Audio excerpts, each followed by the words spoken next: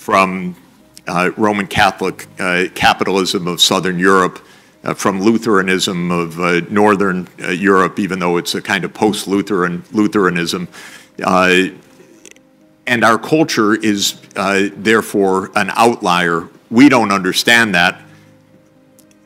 We have a very strong evangelical streak to our culture. That is part of Protestant evangelicalism, which is not only do we have our culture, it's going to be your culture too, because it's the best culture. And after 200 years of world leadership, you feel very confident that that must be right. Otherwise, we wouldn't have had all of this providential gain. But it is not the culture of the rest of the world. And that's one of the reasons why I make these predictions, because the institutional, when we have tensions with China, these are very different cultures. It's not only different institutional or political arrangements, it's cultural arrangements. And when one looks, by the way, maybe another sentence on the shorthand, we've done miserably during COVID, in my opinion, other than the one good thing of coming up with vaccines, of the mRNA vaccines, which is a sign of a certain part of the economic design. The cultural qualities of the United States have been deadly, literally deadly. We've had more than 750,000 deaths. And this is a massive cultural failure. Not political failure, cultural failure. The fact that people get up and yell at healthcare workers, the fact that wearing a mask is viewed as an infringement of liberty is, well, it goes back to some very, very bad British ideas taken to wild extremes. So those same failures are the failures to deal with climate change, to deal with inequality. They have these deep cultural roots, and they are an outlier globally. Yeah.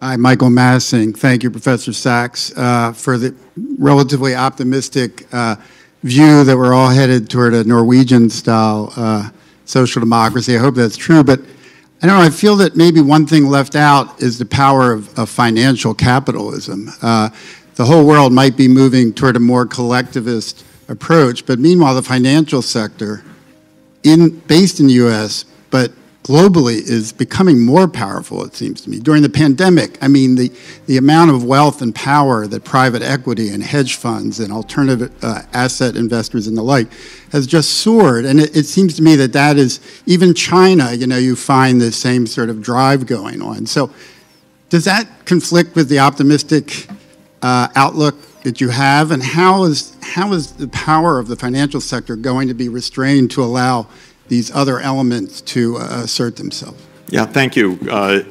It's a great question and a great topic. Certainly, globalization of capital movements in a world of nation states, vastly empowered capital to redefine the terms of the game. And in the last 30 or 40 years,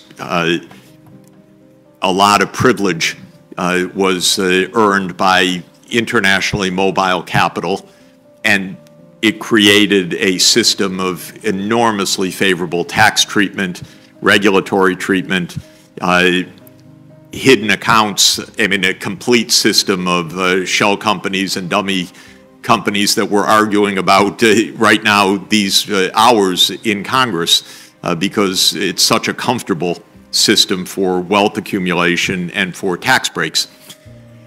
So the question is, can that be constrained? Individual countries cannot constrain internationally mobile capital. Only a collective action could do that. And I think two things that I would note, or maybe three indicators in the wind. First, this tax regime discussion, to my mind, is something new.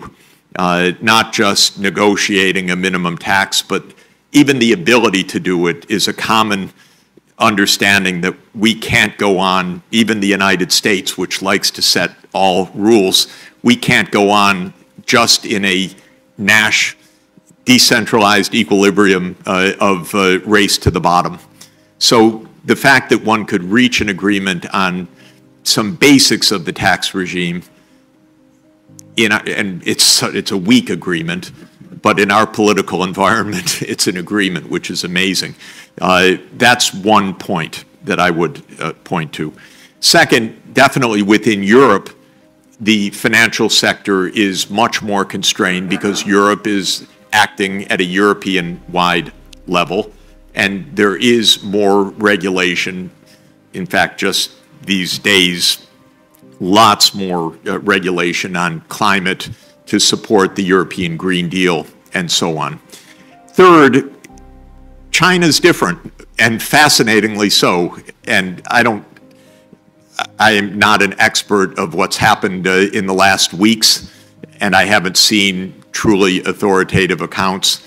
But the crackdowns in the financial sector in China, the crackdowns on cryptocurrencies, which to my mind is so shocking that we didn't do that years ago in the United States, and so bizarre that we have trillions of dollars of wealth in assets that have no wealth at all no value at all in my view, except negative value, either substituting for my currency, which I don't like, or facilitating illicit exchange, which I also don't like.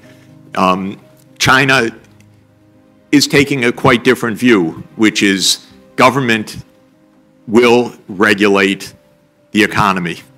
And of course, this is viewed in the American press as you see this horrible system. They're cracking down. They're even cracking down on gaming and addictions of young people. Isn't that horrible? Where's the freedom? They're cracking down on Bitcoin. Isn't that horrible? Well, probably not. Probably it is the kind of regulatory approach that we should have in the United States, but can't have anymore because in the U.S. Political system, money dominates government. So I think your question is the question, will the U.S.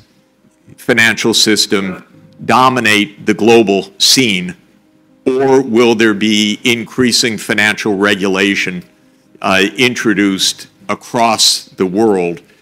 I guess the latter, but it's against the tendencies of the former over the past 40 years.